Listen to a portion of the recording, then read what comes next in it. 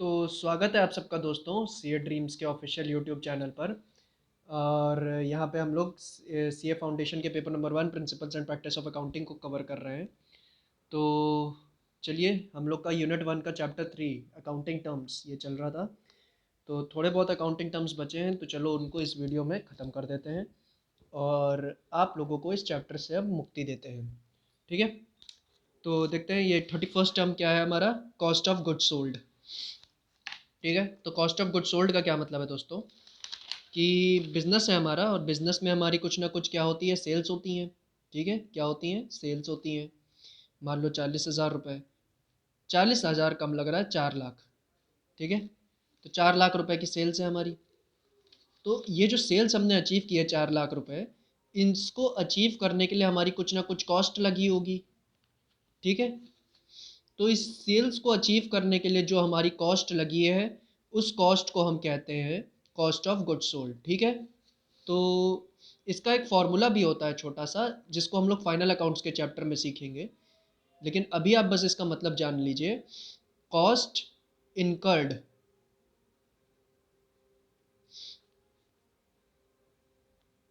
In order to achieve cells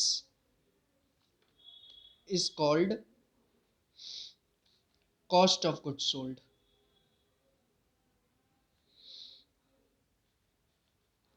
next बढ़ते हैं अब आगे दोस्तों। नेक्स्ट है हमारा डेप्रिसिएशन। तो पिछली वीडियो में हम लोगों ने डिस्कस किया था डेप्रिसिएशन का मतलब क्या होता है। प्रत्येक साल, हर साल जो फिक्स्ड एसेट की वैल्यू में कमी आती है उसको हम डेप्रिसिएशन कहते हैं। तो डेप्रिसिएशन क्या है, डेप्रिसिएशन इज द लॉस। अच्छा, कभी कभार मुझसे पन्ना थोड़ा टेढ़ा हो जाता है तो माफ़ करिएगा, थोड़ा लिखने में उससे आसानी होती है। तो अगर आप लोग को इससे कोई दिक्कत हो जाया करी होती हो तो माफ़ी चाहूँगा उसके लिए। लेकिन क्या करें, वो कभी कभार ऐसे लिखने में आसानी होती है, अगर पे कॉपी, क्योंकि बचपन से आदत पड़ी हुई है कॉपी टेढ़ी करके लिखने की हल्की सी। तो वो इसीलिए हल्का सा पेपर टेढ़ा करना पड़ जाता है कभी कभार, ऐसे सीधे सीधे लिखने की आदत नहीं है। चलिए आगे बढ़ते हैं। Depreciation is the loss in the value of fixed assets.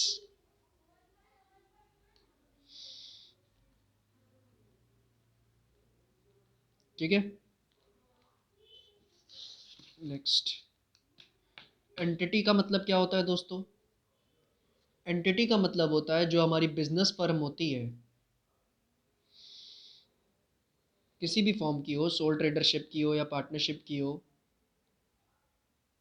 ठीक है, कंपनी नहीं, कंपनी तो अपने आप में अलग वजूद है उसका। लिमिटेड कंपनी, पब्लिक लिमिटेड हो या प्राइवेट लिमिटेड, उसका अलग वजूद है। बट पार्टनरशिप या सोल ट्रेडरशिप की जो बिजनेस फर्म्स होती हैं उनको एक एंटिटी कहा जाता है। ठीक है, नेक्स्ट है एंट्री। तो हमारे ट्रांजैक्शन सबसे पहले कहाँ रिकॉर्ड होते हैं, जर्नल में, है ना दोस्तों। कहाँ रिकॉर्ड होते हैं, जर्नल में। और जर्नल में हर एक ट्रांजैक्शन को डेबिट या क्रेडिट के फॉर्म में रिकॉर्ड किया जाता है। किस फॉर्म में, डेबिट या क्रेडिट के फॉर्म में। ठीक है, तो डेबिट और क्रेडिट के फॉर्म में ट्रांजैक्शंस और इवेंट्स को जर्नल में रिकॉर्ड करने को कहते हैं एक जर्नल एंट्री पास करना। तो एंट्री का मतलब क्या हुआ, ट्रांजैक्शंस और इवेंट्स को सबसे पहले जर्नल में रिकॉर्ड करना डेबिट और क्रेडिट के फॉर्म में। ठीक है, चलिए नेक्स्ट वर्ड है इंसॉल्वेंट। इंसॉल्वेंट पिछले दिन क्लास में हमने सीखा था ना, डेटर्स कभी कभार हमारी पेमेंट नहीं कर पाते, और उनमें से एक कारण क्या होता है पेमेंट ना करने का, जब वो दिवालिया हो जाते हैं।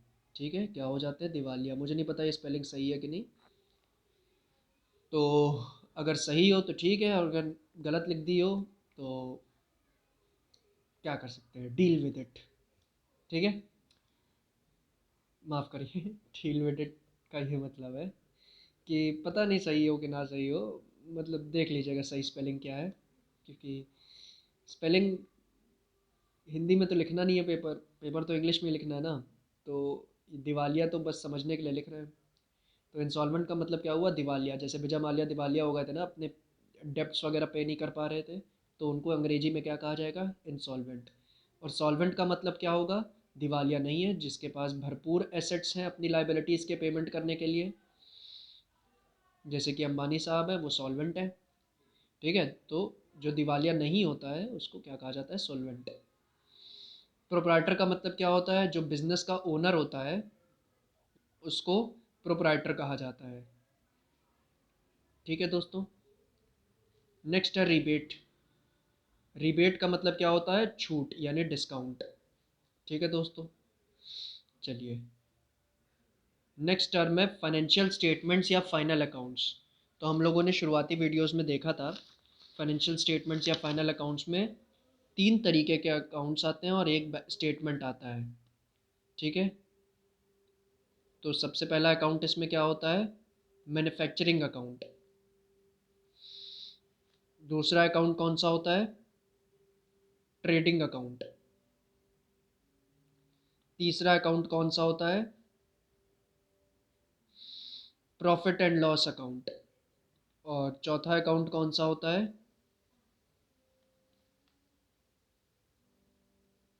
Balance sheet. Balance sheet account नहीं होता, बस एक स्टेटमेंट होता है। बट ये चार चीज़ें आती हैं हमारे फाइनल अकाउंट्स या फाइनेंशियल स्टेटमेंट्स में।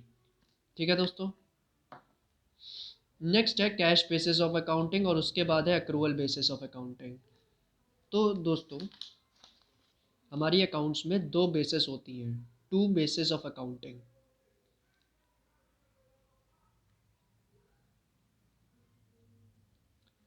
पहली बेस है cash basis, cash basis of accounting. और सेकंड है एक्रूवल बेसिस ऑफ अकाउंटिंग, या फिर इसको एक और नाम से जाना जाता है मर्केंटाइल बेसिस ऑफ अकाउंटिंग। ठीक है। अब कैश बेसिस ऑफ अकाउंटिंग जो है, इसमें केवल नगद ट्रांजैक्शन यानी कैश ट्रांजैक्शन ही रिकॉर्ड होते हैं। ठीक है। लेकिन जो मर्केंटाइल बेसिस है, अक्रूवल बेसिस ऑफ अकाउंटिंग है, इसमें क्या होते हैं? कैश प्लस क्रेडिट दोनों ट्रांजैक्शंस रिकॉर्ड होते हैं। अब अकाउंट्स में 99% जगह, ठीक है, 99% जगहों पे accrual basis of accounting he use होता है। ठीक है, यानी आप कैश और क्रेडिट दोनों ट्रांजैक्शंस को रिकॉर्ड करते हो। लेकिन कुछ 1% जगह कुछ चैप्टर्स ऐसे हैं, जैसे कि कैश फ्लो, कैश बुक, तो इन चैप्टर्स में आप कैश बेसिस ऑफ अकाउंटिंग को यूज़ करते हो, यानी केवल और केवल कैश ट्रांजैक्शंस को ही रिकॉर्ड करते हो। क्रेडिट ट्रांजैक्शंस, उधार के ट्रांजैक्शंस को रिकॉर्ड नहीं करते हैं। ठीक है, सही बात है। तो ये है हमारी दो basis of accounting, cash basis और अक्रूवल बेसिस। ठीक है दोस्तों। नेक्स्ट है बोरोइंग कॉस्ट। तो बोरोइंग कॉस्ट का क्या मतलब है दोस्तों? तो इधर देखिए, मान लीजिए आप बिजनेस शुरू करने जा रहे हैं। ठीक है, अब बिजनेस नहीं, आप एक कंपनी खड़ी करने जा रहे हैं। तो कंपनी क्या करती है? लोगों से अपना फंड्स जुटाती है, खुद की कैपिटल नहीं लगाती, लोगों से फंड जुटाती है। अगर लोगों से कैपिटल चाहती है तो वो क्या इशू करती है? शेयर इशू करती है। ठीक है, कैपिटल के लिए।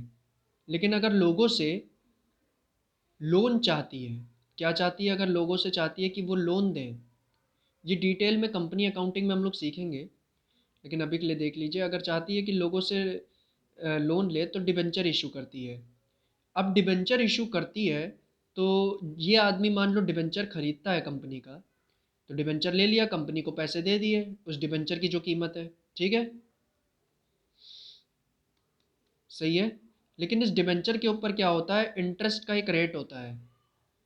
मतलब कंपनी क्या करती है? इस आदमी को वादा करती है कि तुमने डिबेंचर ले लिया है ना, अब तुमको हर 6 महीने पे हम ब्याज देते रहेंगे। जैसे बैंक ब्याज देता है, वैसे हम भी हर 6 महीने पे तुमको ब्याज देते रहेंगे।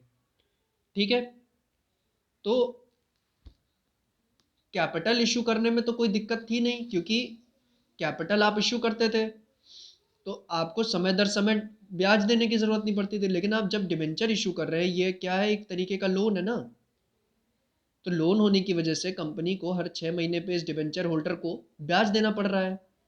तो डिबेंचर इशू करने पे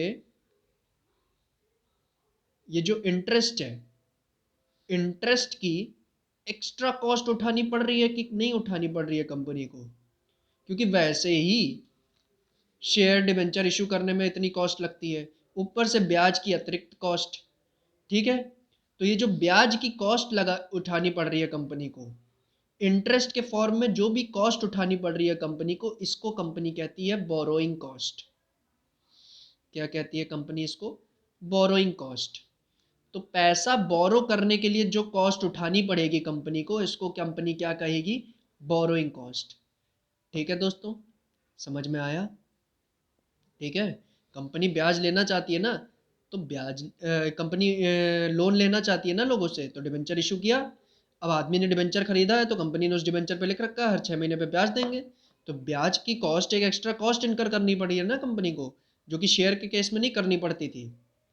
ठीक है, तो ब्याज की ये जो एक्स्ट्रा कॉस्ट है, इसको कुछ ना कुछ नाम दिया जाए। तो क्या नाम दिया जाए? बोरोइंग कॉस्ट अच्छा नाम है, इसको बोरोइंग कॉस्ट नाम दिया जाएगा। ठीक है दोस्तों, चलिए। तो नेक्स्ट टॉपिक है हमारा दोस्तों कैपिटल कमिटमेंट। ठीक है, तो कैपिटल कमिटमेंट का मतलब क्या होता है दोस्तों, समझते हैं। कैपिटल कमिटमेंट कुछ नहीं है,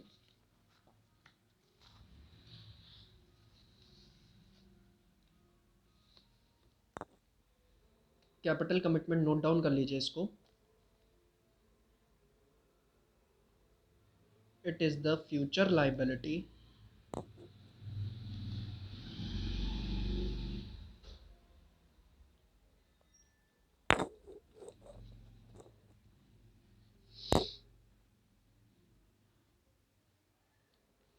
for capital expenditure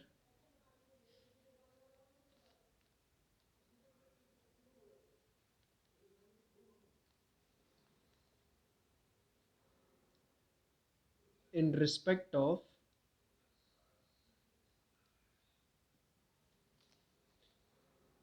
which contracts have been made।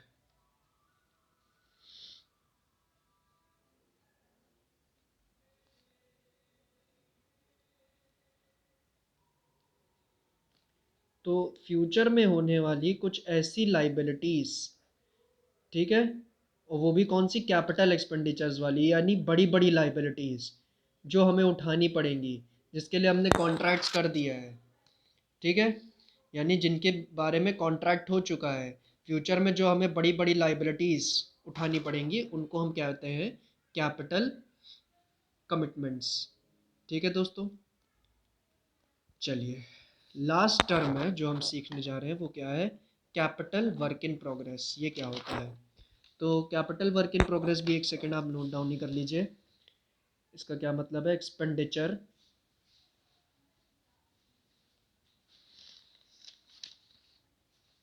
On capital assets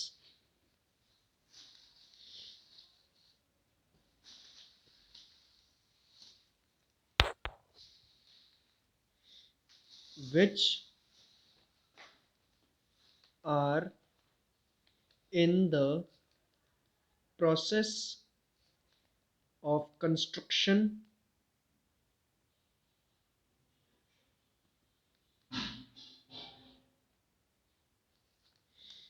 और completion।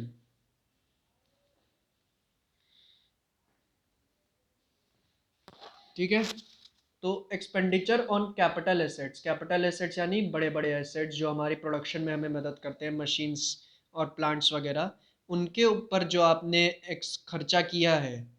ठीक है, और वो भी उस समय जब वो कंस्ट्रक्शन प्रोसेस में है, यानी उनका कंस्ट्रक्शन चल रहा है। ठीक है, या कंप्लीशन चल रहा है उनका, उस वक्त आपने उनके ऊपर जो भी खर्चा किया है, तो वो क्या कहलाता है? वो आपका कैपिटल वर्क इन प्रोग्रेस कहलाता है। ठीक है, तो ऐसे एसेट्स के ऊपर जो कि क्या है, आपके बड़े बड़े एसेट्स हैं जो आपको प्रोडक्शन वगैरह में मदद करेंगे, उनके ऊपर आपने कोई ऐसा खर्चा किया है, और तो वो खर्चा पहले तो कैपिटल नेचर का है। तो कैपिटल नेचर का है तो इसलिए वो क्या कहलाया जाएगा, कैपिटल वर्क इन प्रोग्रेस। अब वर्क इन प्रोग्रेस क्यों कहलाया जा रहा है, क्योंकि वर्क इन प्रोग्रेस का मतलब क्या होता है, कोई चीज़ कंप्लीटली बनी नहीं है। ठीक है, तो ये चीज़ यहाँ पे भी तो है कि ये जो मशीनें वगैरह हैं आपकी, ये अभी तक पूर्णतः बनी कहाँ है, ये अभी भी कंस्ट्रक्शन या कंप्लीशन पे है ना, तो ये अभी बनी नहीं है। इसीलिए इस चीज़ को हम क्या कहते हैं, वर्क इन प्रोग्रेस। ठीक है दोस्तों, चलिए, तो इसी के साथ आपका ये जो चैप्टर था तो वो समाप्त होता है। ठीक है, तो ये अब मैं बता दूं, आपकी एक तरीके से 4 यूनिट्स कंप्लीट हो चुकी हैं। 4 चैप्टर्स यूनिट 1 के कंप्लीट हो चुके हैं। 3 चैप्टर्स तो अभी लाइन से आपने देखे, meaning and objectives of accounting, accounting principles वाला, और तीसरा ये अकाउंटिंग टर्म्स। इसी चैप्टर में हमने कैपिटल एंड रेवेन्यू एक्सपेंडिचर्स वाला जो आपका यूनिट चैप्टर है उसको भी समाप्त कर लिया है। ठीक है, 4 चैप्टर्स आपके यूनिट 1 के कंप्लीट हो चुके हैं दोस्तों। तो बस ऐसे ही साथ बने रहिए। कल हम लोग आपका एक और चैप्टर समाप्त करेंगे, छोटा सा चैप्टर है वो, कंटीजेंट एसेट्स और कंटीजेंट लाइबिलिटीज़ के ऊपर, तो उसको समाप्त करेंगे। इसी यूनिट का है, छोटा सा चैप्टर है, 10-15 मिनट की वीडियो बनेगी तो वो डाल दी जाएगी। तो उस चैप्टर को कल समाप्त किया जाएगा और उसके बाद फिर कोई और चैप्टर उठाएंगे। तो 4 चैप्टर्स आपके यूनिट 1 के हो चुके हैं। तो धन्यवाद, चैनल को सब्सक्राइब कर दीजिएगा, वीडियो को लाइक एंड शेयर ज़रूर कर दीजिएगा। कल मिलते हैं नेक्स्ट वीडियो में।